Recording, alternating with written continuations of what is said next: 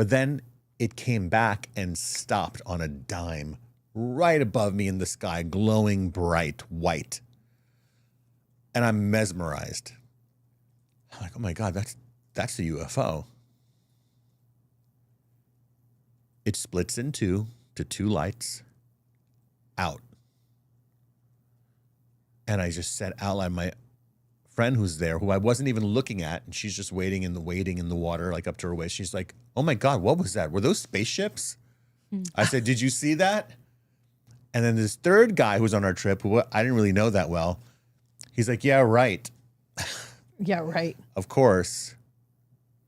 30 seconds later, it comes back.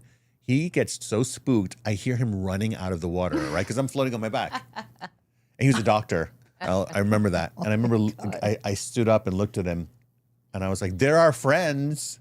That was my first consciously seeing a UFO. Oh, my God. Yeah. Wow. Mine was much shorter situation. This is like very dramatic. I think I was on my first or second journey with you, and we were in Marina Del Rey in an apartment, and they had the balcony. There was a balcony, and we were looking out. It was at night, and you were channeling Red Eagle. And Red Eagle, for those of you who don't know, Riz is a full trance channel, and he channels many guides, but his main gatekeeper is Red Eagle. And Red Eagle has full control of his body. So he can actually get up, walk, drink water, move around. And he's led many journeys. Red Eagle has come completely through at times and has led groups of 10 people or more and walked around with us. So, which is very phenomenal, by the way. Side note.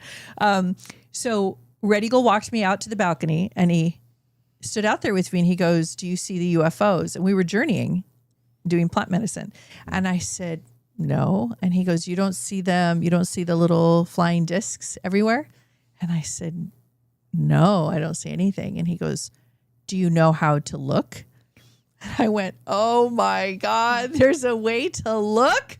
And I said, okay. And he said, and do you know how to call them in? And I said, no. And he says, well, they're your brothers, they're your sisters, you connect with them and they'll hear you, they'll feel you.